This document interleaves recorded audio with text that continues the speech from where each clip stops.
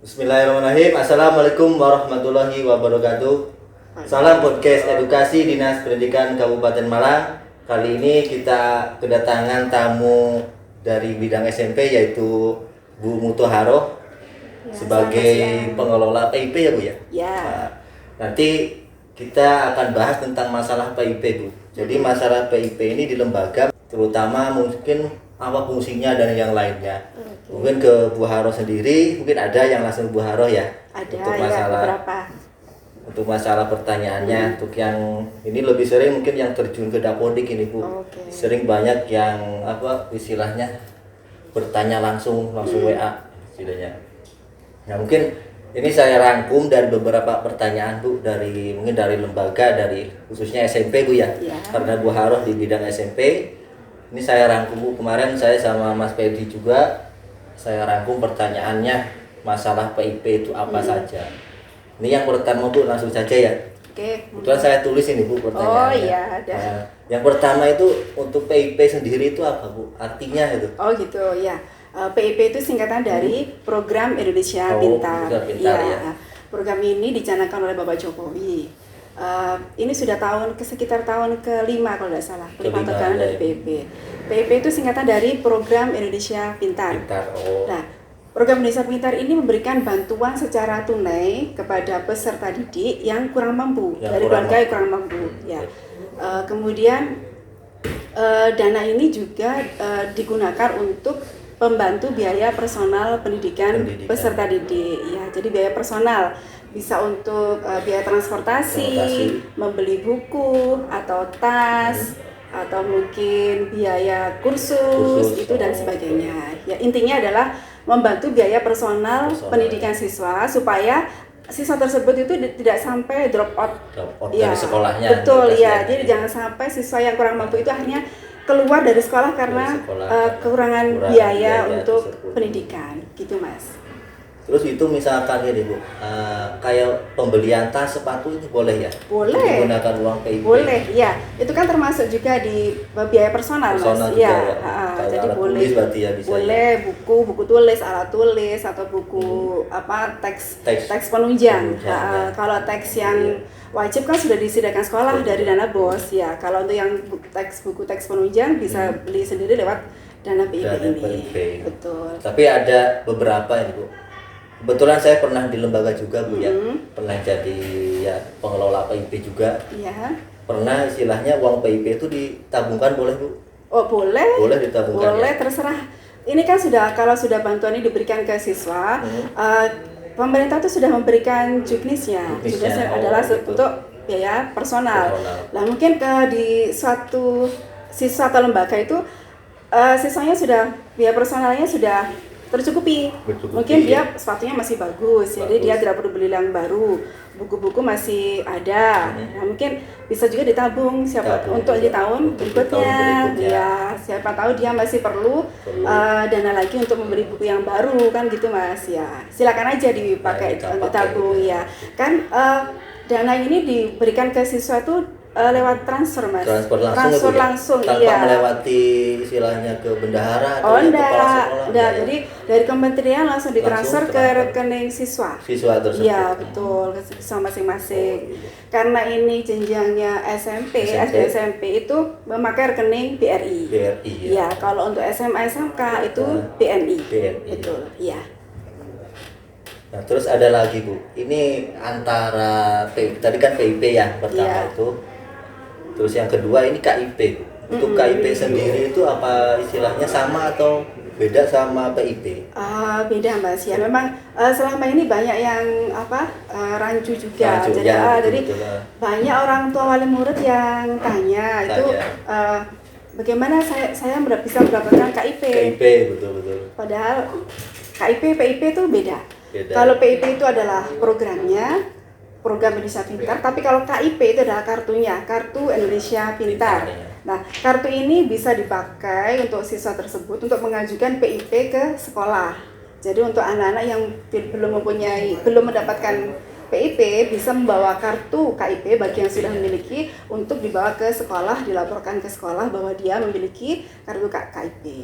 Gitu Mas. Oh gitu, berarti istilahnya ya hampir-hampir mirip mungkin Bu ya, kalau iya, istilah antara cuma PIP dengan beda KIP. program ya. Iya, programnya yang satu kartunya gitu Mas.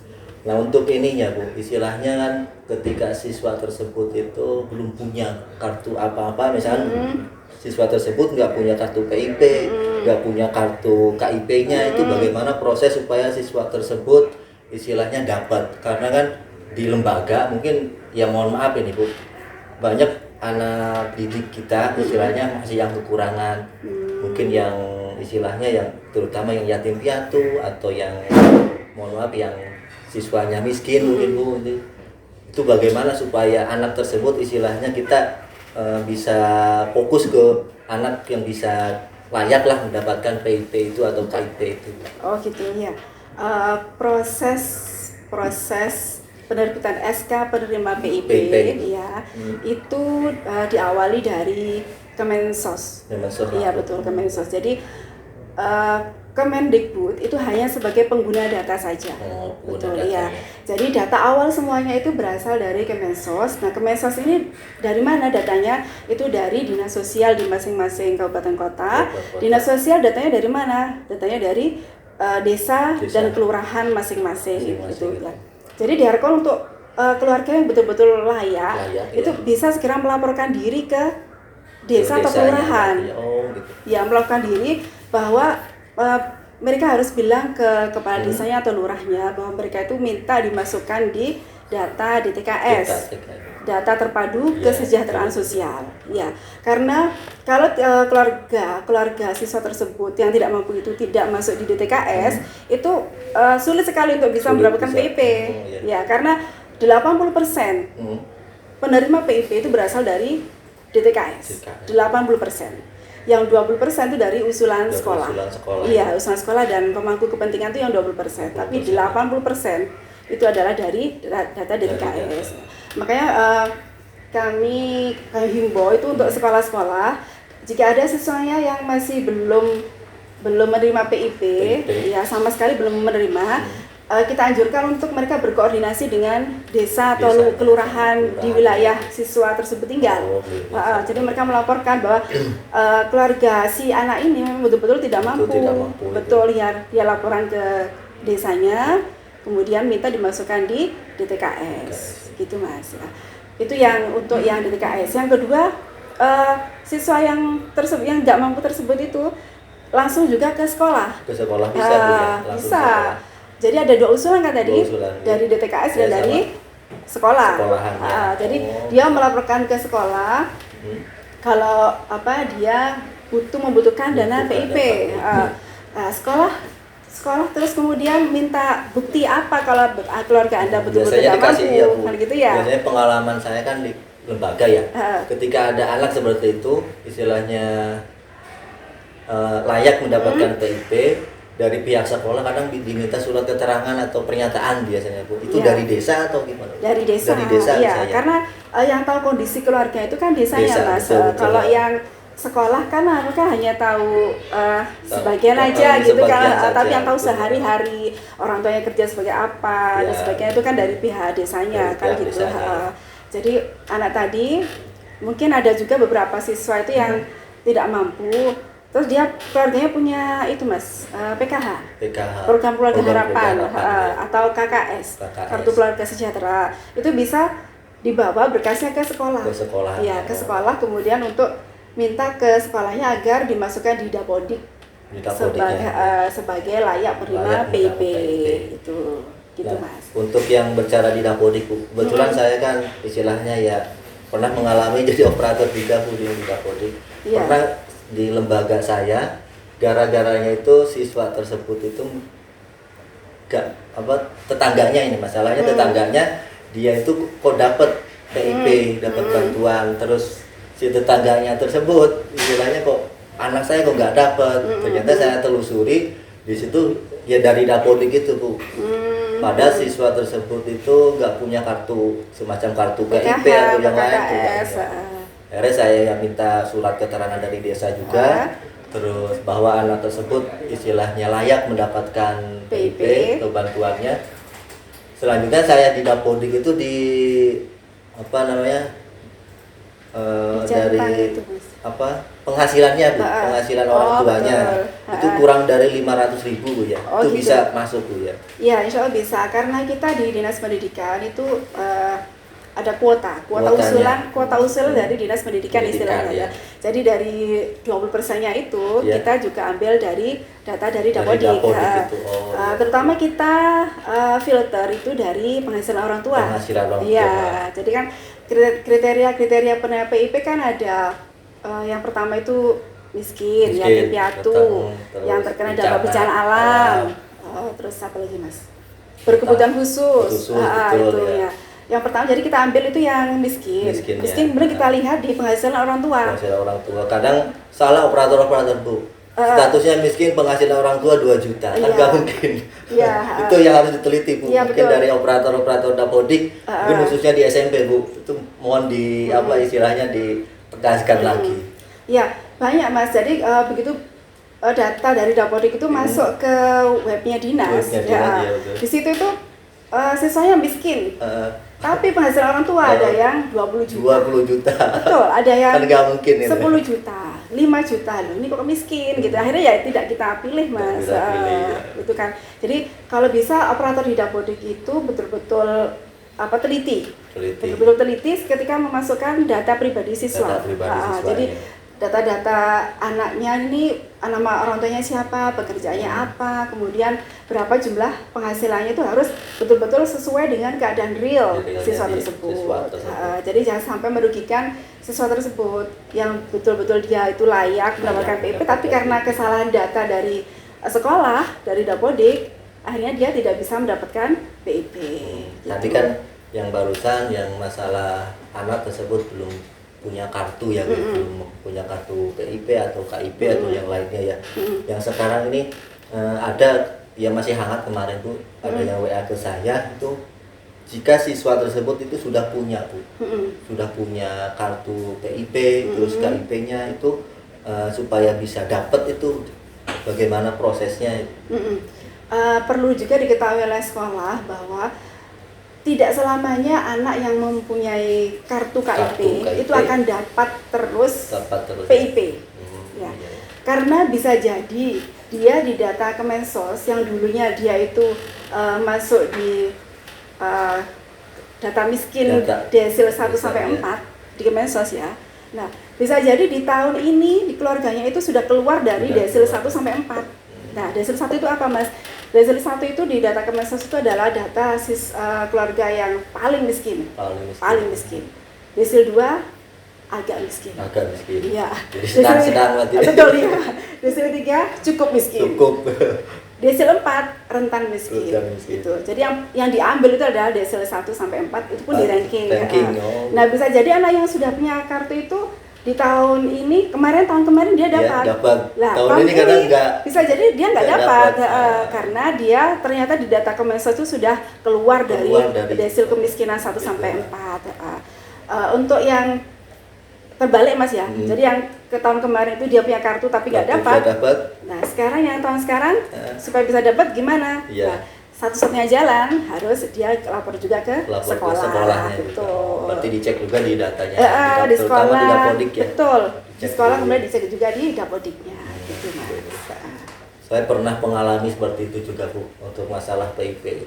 Mungkin saya pribadi pernah didatangi langsung sama orang tua siswa tersebut gitu. Kenapa anak saya nggak dapat PIP padahal saya layak mendapatkan gitu.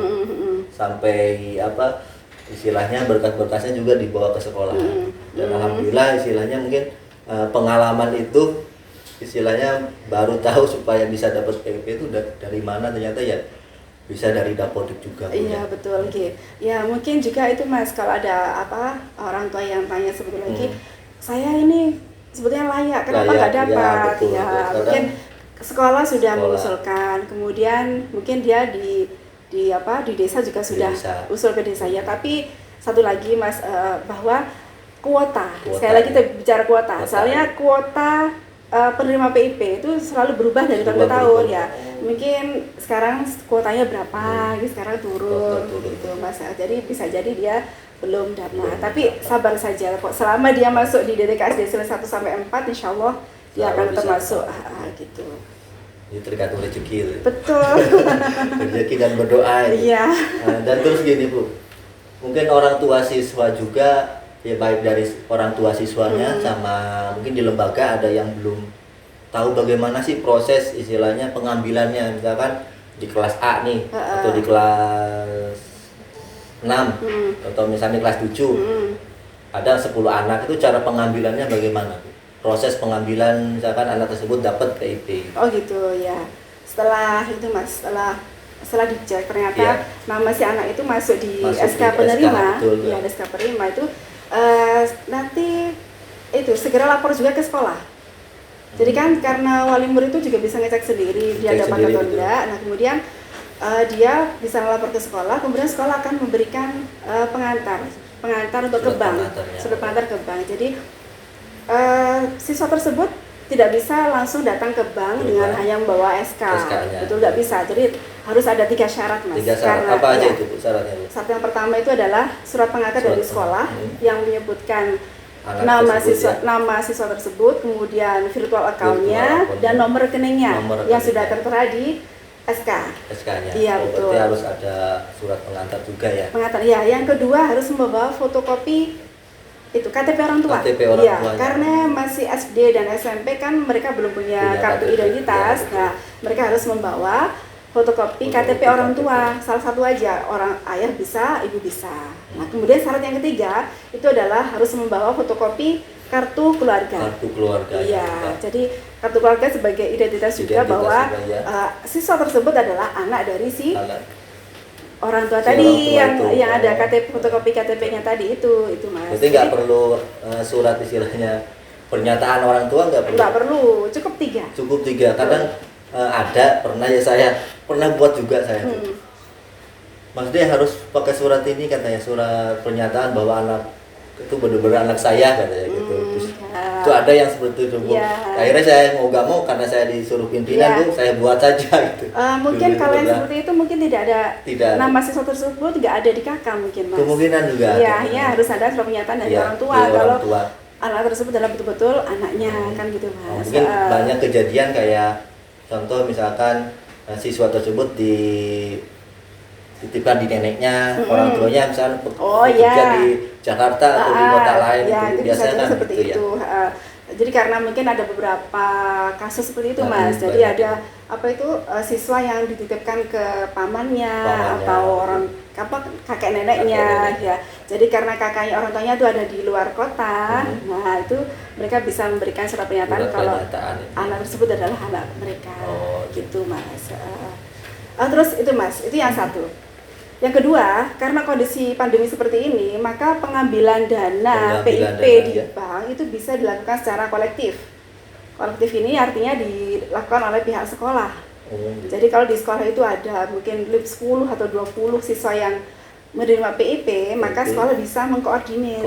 Ya, jadi nanti yang berangkat ke banknya itu juga pihak sekolah. Pihak sekolahnya. Betul, ya. Karena kondisi pandemi ini memang dianjurkan untuk kolektif.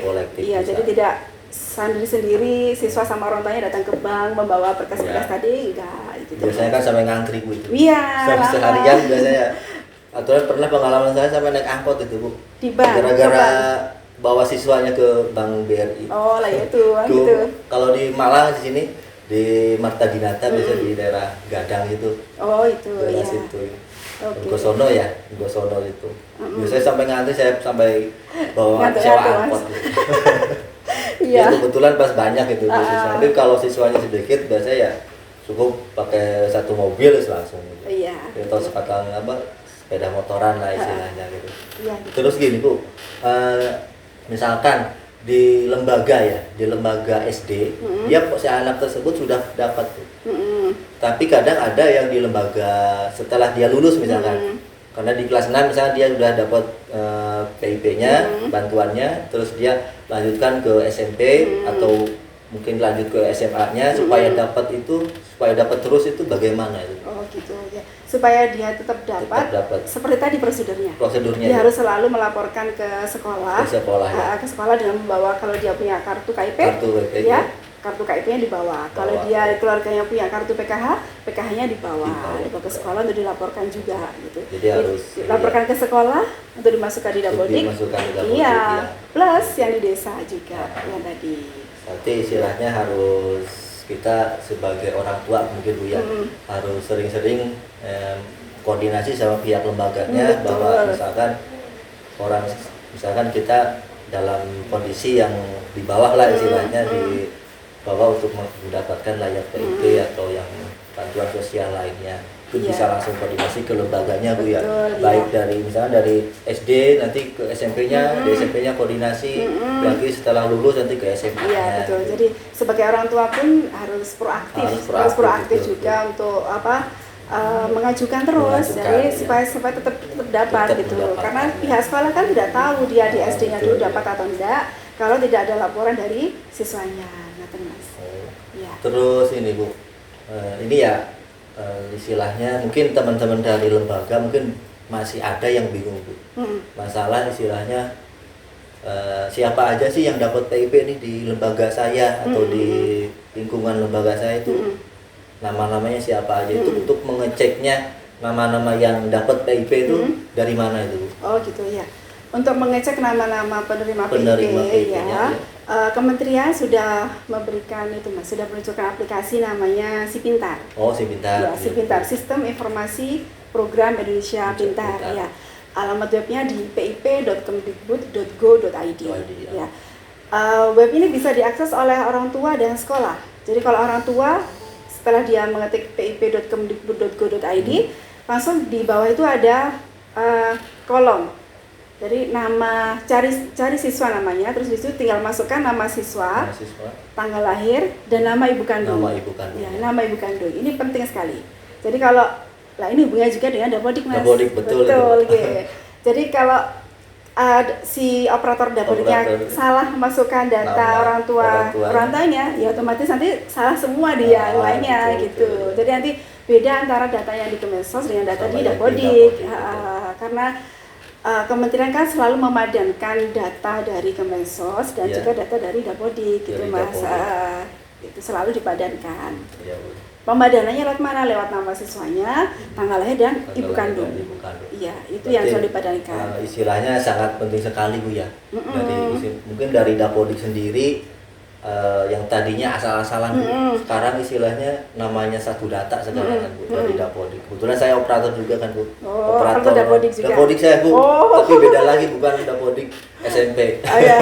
Saya PAUD-nya. Tapi pernah pengalaman di SD itu pernah, terus di SMP istilahnya mengerjakan Dapodiknya itu pernah juga. Ya sedikit ada pengetahuan lah Bu. Kan istilahnya enggak jauh beda. Mungkin dari nama orang tua itu yang paling penting istilahnya valid juga betul. Dari jenjang PAUD juga sama itu Bu. Sama ya? Itu wajib valid juga. Oke. Dari nama orang tua, tanggal lahir itu nama. Malah yang sekarang itu Mas, di Dapodik untuk pengambilan data PIP itu dari NIK. Betul. Sekarang itu sudah kuncinya adalah NIK. Gitu. Maka sekali lagi saya ingatkan lagi untuk operator Dapodik karena Anda adalah ujung tanduknya tombaknya data di sekolah dari data Dapodik yang diinputkan oleh operator ini itu dipakai untuk berbagai macam berbagai macam program pemerintah. Salah satunya adalah PIP tadi. Banyak loh Bu sebenarnya. Iya, sebenarnya banyak yang diambil dari situ. Maka data di Dapodik itu harus betul-betul valid semua. Harus 100% Bu. Iya, karena itu hubungannya juga dengan nasib seseorang ya Mas, nasib siswa. Iya. Kan kasihan juga kalau dia sebetulnya layak tapi karena datanya kurang valid akhirnya dia nggak jadi itu Mas, nggak jadi dapat PIP. Karena di Si Pintar itu ada itu Mas, istilahnya data reject. Data reject itu data dari Dapodik yang tidak valid. Sebetulnya dia tuh dari data Kemensos sudah layak, tapi karena data Dapodiknya tidak valid. Akhirnya masuk di data reject. Namanya di Si Pintar itu ada. Itu reject itu yang mungkin NIS-nya kosong, Kosong, Mbak Desi, betul. NIK-nya NIK-nya kosong, atau NIK-nya itu formatnya nggak sesuai, seharusnya kan harus 16 digit, ternyata hanya diisi 10 digit. Nah itu seperti itu Mas. Kadang kalau saya rekap Bu, saya kadang ketawa sendiri kalau misalnya rekap siswa ya. Ya. Kadang ada NIK-nya 000. Nah itu yang bikin nggak valid nanti di PIP loh. Nah, itu penting sekali loh ya. Jadi mohon sekali lagi untuk para operator di sekolah baik SD SMP untuk selalu memvalidkan data siswa tersebut. Iya. Itu banyak Bu istilahnya kendala dari siswa terutama itu ya. Mungkin untuk perbaikannya ini sedikit informasi di Perpal PD Bu bisa diperbaiki, misalkan kalau ada kesalahan ya itu bisa di Perpal PD. Gitu. Itu cukup mudah kok. Mungkin operator dari SMP udah mahir-mahir Bu biasanya. Iya. Kalau SMP mungkin kalau yang masalah perpa udah makanannya setiap hari kalau. Iya. Mungkin karena operator SMP Mas kan lebih besar daripada operator SD ya. Kalau operator SD kan adiknya kan gitu ya. Betul. Jadi lebih pintar. Biasanya gitu sih. Bu Haro, terima kasih, ini udah beberapa informasi yang sangat penting tentang masalah PIP. Sudah mungkin teman-teman dari lembaga SMP atau SD ya bisa juga kan Bu, mungkin sama saja ya.